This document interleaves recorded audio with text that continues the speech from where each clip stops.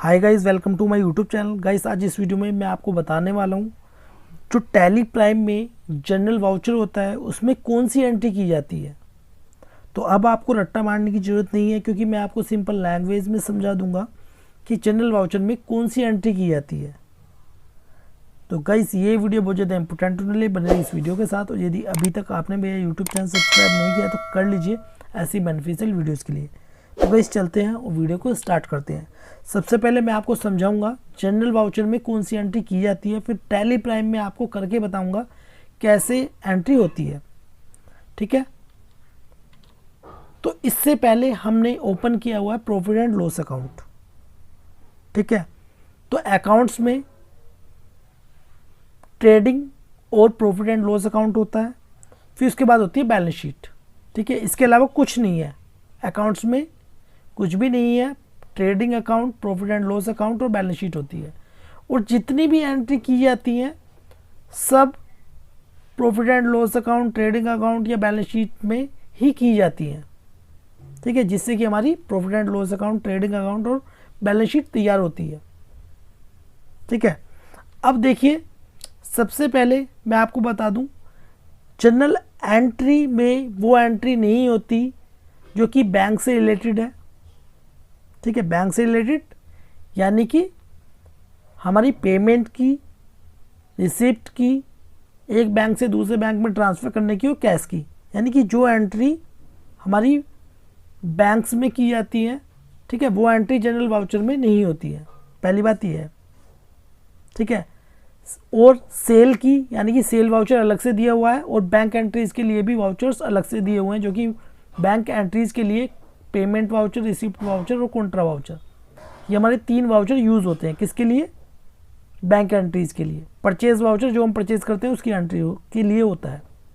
ठीक है, तो बैंक एंट्रीज, सेल और परचेज ये हमारे अलग वाउचर होते हैं इनके लिए।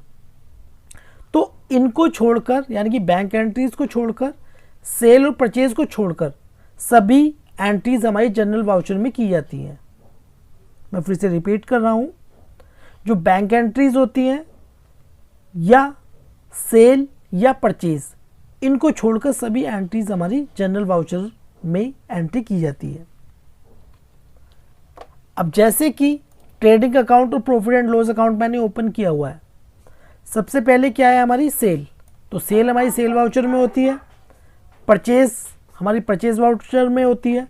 लेकिन अब बात करें हम एक्सपेंसेस की, जो कि हमारी डायरेक्ट या इनडायरेक्ट एक्सपेंसेस होते हैं, या डायरेक्ट इनकम या इनडायरेक्ट इनकम होते हैं। ठीक है, तो ये किस में होती है? एक्सपेंसेस और इनकम की एंट्री जनरल वाउचर में।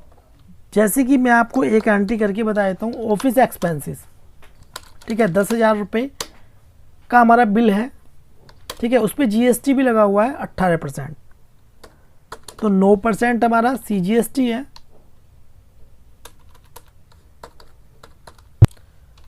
ठीक है, तो ये होता है हमारा इनपुट सीजीएसटी, कितना? 9%, 900 रुपये बनता है। ठीक है, ये हमारा डेबिट होगा, खर्चा हमारा डेबिट होता है। जो इनपुट जीएसटी होता है वो भी हमारा डेबिट होता है, इसलिए हमने इसको डेबिट किया है। और इनपुट एसजीएसटी ये भी हमारा डेबिट होगा, कितने? 900 रुपये। अब जो हमारी पार्टी होगी उसको हम क्रेडिट कर देंगे, जो हमारी पार्टी होगी उसको हम क्रेडिट कर देंगे। ठीक है, अब इसमें हम नरेशन डाल देते हैं, बीइंग ऑफिस एक्सपेंसेस बुक्ड। ठीक है, इसको हम एंट्री को सेव कर देंगे। अब ये हमारी होगी एक्सपेंसेस की एंट्री। ठीक है, किस में हुई? जनरल वाउचर में। अब ऐसे ही हमारी इनकम की होती है। ठीक है, इनकम की भी किस में होती है? जनरल वाउचर में। लेकिन ये हमारी डेबिट साइड है, ये हमारी क्रेडिट साइड है। ठीक है, तो सारे खर्चे हमारे डेबिट होते हैं और सभी इनकम हमारी क्रेडिट होती है। जैसे कि हमने एक्सपेंसेस को डेबिट किया था, तो जो हमारी इनकम होगी उसको हम क्रेडिट कर देंगे। जैसे कि हम पार्टी को इसमें कर देते हैं डेबिट, हम एक लेजर बना लेते हैं, मिसलेनियस इनकम। ठीक है, अंडर ग्रुपिंग किसके आएगा? आएगा इनडायरेक्ट इनकम्स। ठीक है, अब इसको हम सेव कर देंगे, इसको कर देंगे हम पार्टी को 11,800 से, ठीक है। डाइवर्ट कर देंगे मिसलेनियस इनकम,